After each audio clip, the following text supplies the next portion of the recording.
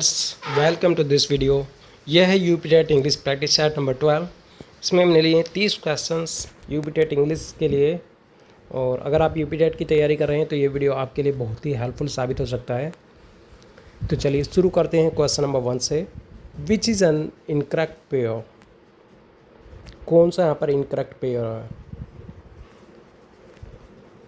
Each other, reciprocal pronoun, this, these, demonstrative pronoun, she, emphatic pronoun, who, relative pronoun। तो right answer होगा यहाँ पर। देखिए पहला भी ठीक है, दूसरा भी ठीक है, तीसरा हमारा यहाँ पर गलत है। तो सही आंसर होगा हमारा ऑप्शन नंबर 3। हु हमारा रिलेटिव प्रोनाउन में आता ही है, ईच अदर रेसिप्रोकल में आता है, और एक और आता है वन अनदर। ये केवल हमारे दो होते हैं, ईच अदर और वन अनदर। डिमोस्ट्रेटिव 4 होते हैं, दिस, दीज और दैट, दोज। ठीक है, ये भी पूछे गए हैं एग्जाम्स में, पिछले एग्जाम्स में पूछे गए हैं। डिमोस्ट्रेटिव प्रोनाउन भी, रेसिप्रोकल भी पूछा गया है। Question number 2, which is an incorrect pair? यहाँ भी आपको इनकरेक्ट पेयर बताना है, जो गलत पेयर है। देखिए इंग्लैंड प्रॉपर नाउन सही है क्योंकि कंट्री का नाम है, जैसे यूएसए, चाइना, इंडिया। तो ये सभी किस में आएंगे? हमारे प्रॉपर नाउन में। कंट्री कॉमन नाउन सही है। टी मटेरियल नाउन सही है। Crowd abstract noun. तो क्राउड ये हमारे यहाँ पर गलत है, ये एब्स्ट्रैक्ट नाउन नहीं होगा, ये होगा हमारे यहाँ पर कलेक्टिव नाउन। ये हमारे कलेक्शन को दर्शाता है, यानी समूह को दर्शाता है, तो ये कलेक्टिव नाउन है।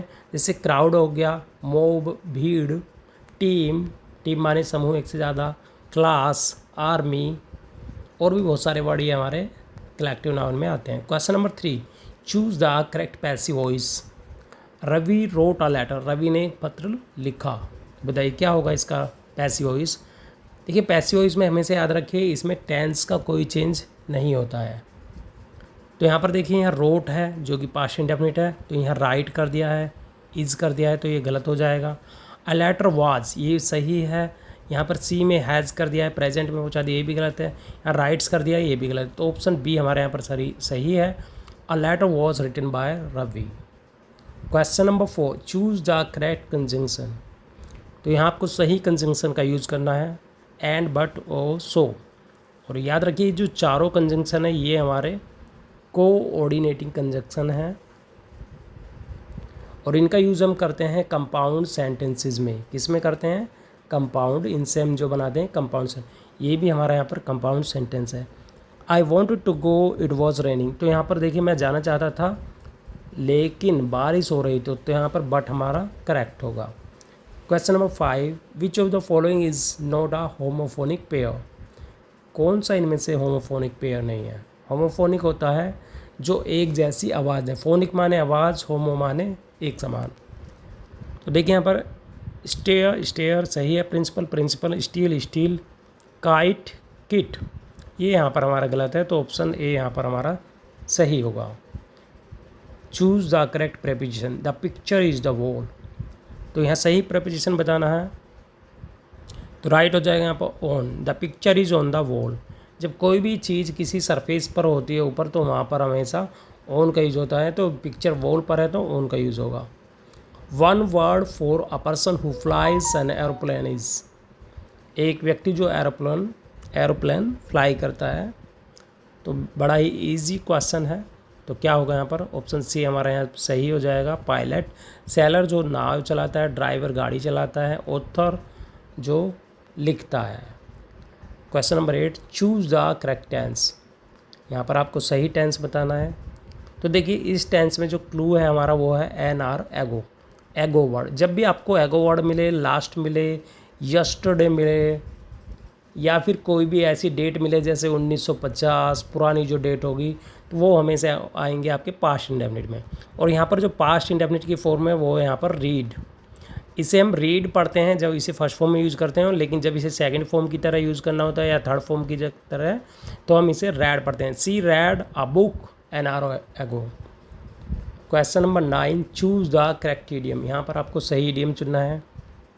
बर्न द मिडनाइट ऑयल, इसका सही मीनिंग बताइए क्या होगा यहाँ पर? तो देखिए वेरी इजी है। Work late at night. Midnight का मतलब है मध्य रात्रि, which word is an adverb, यहाँ पर एडवर्ब बताना है। तो ऑनेस्ट क्या है यहाँ पर, ऑनेस्ट हमारा है एडजेक्टिव। ब्यूटी नाउन है, एब्स्ट्रैक्ट नाउन। फ्रेंड ये भी हमारा नाउन है, कॉमन नाउन।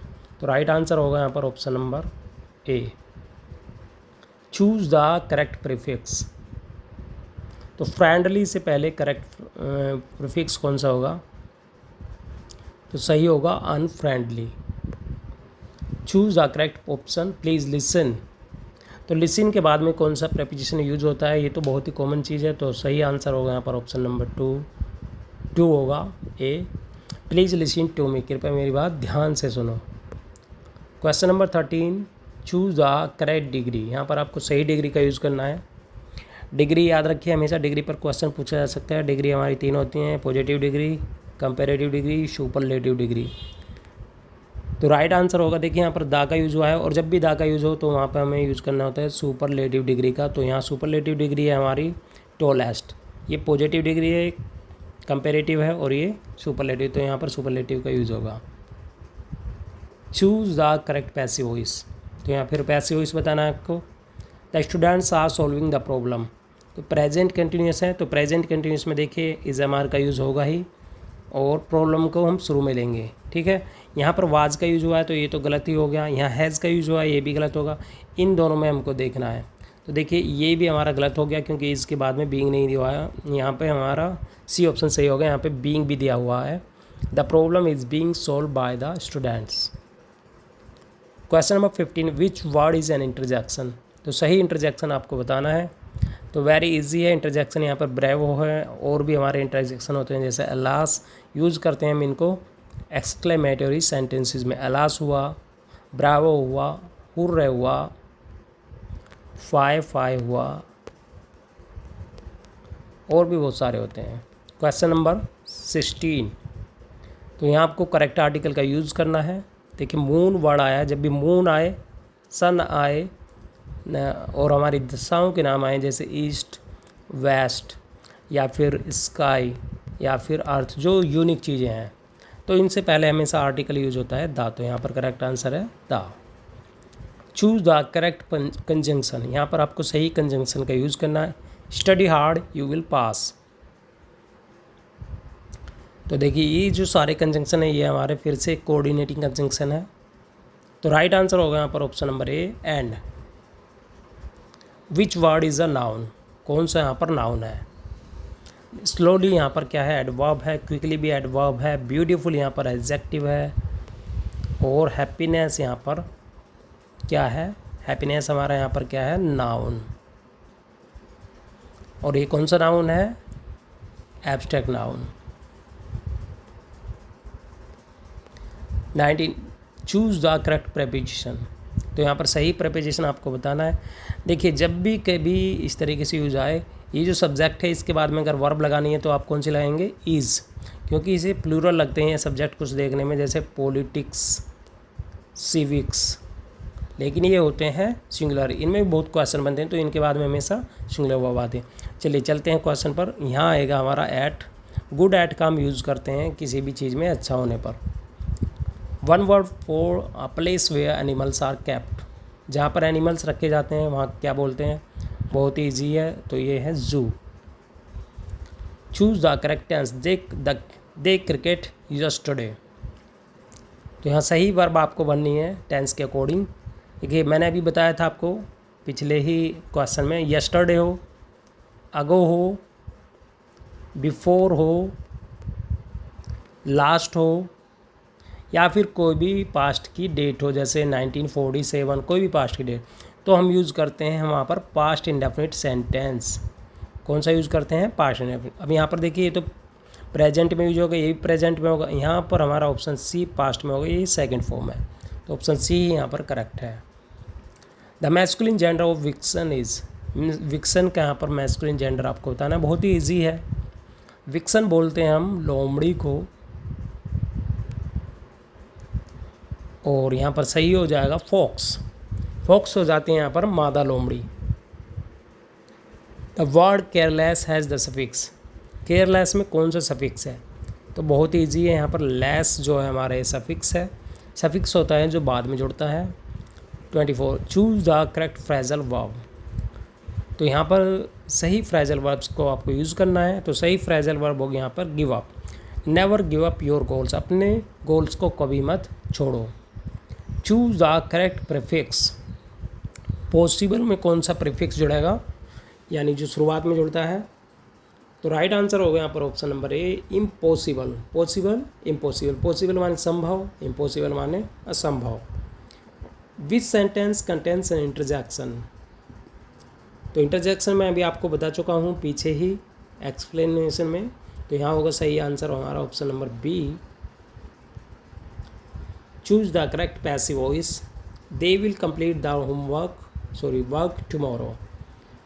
तो देखिए टेंस को हमें चेंज नहीं करना है, यहाँ पर टेंस चेंज हो गया, इज़ यूज़ हुआ है। वर्ब को सबसे पहले देखिए, और यहाँ पर भी टेंस चेंज कर दिया है, यहाँ पर भी ये गलत हो जाएगा। यहाँ भी हमारा टेंस चेंज कर दिया तो ये भी गलत है। तो सीधा ऑप्शन बी हो जाएगा। तो सबसे पहले आपको यही देखना है कि एक्टिव पैसिव वॉइस में हमें टेंस चेंज नहीं करना है, ठीक है। तो इसी से आपको ऑप्शन सही करने में मदद मिलेगी। विच वर्ड इज़ एन एडजेक्टिव। कौन सा वर्ड यहाँ पर एडजेक्टिव है। तो देखिए गिटार जो है यहाँ पर हमारा क्या है, नाउन। गोल्ड यहाँ पर क्या है, ये भी हमारा नाउन है। और कैसा नाउन है गोल्ड, यहाँ पर मटेरियल नाउन है। गोल्डन यहाँ पर हमारा हो जाएगा एडजेक्टिव, क्योंकि हम इसे नाउन से पहले यूज करते हैं। और गार्डन यहाँ पर हमारा फिर से नाउन है, जो कि कैसे नाउन है, common noun. Choose the correct degree. तो यहाँ पर सही डिग्री आपको भरना है। देखिए यहाँ पर देन का यूज़ हुआ है, और देन का जो यूज़ होता है वो होता है हमारा कंपेरेटिव डिग्री में। किस डिग्री में यूज होता है, कंपेरेटिव डिग्री में। तो कंपेरेटिव फॉर्म कौन सी है, प्रीसियस की। प्रेशियस की कंपेरेटिव फॉर्म है मोर precious. Last, choose the correct article. तो ये क्वेश्चन मैं आपके लिए छोड़ता हूँ, बहुत ईजी क्वेश्चन है, कई बार मैं रख चुका हूँ एग्ज़ाम प्रैक्टिस टेस्ट में इस तरह का, और इस तरह के एग्ज़ाम में भी पूछा जाता है। चलिए फिर मिलेंगे एक नए वीडियो के साथ।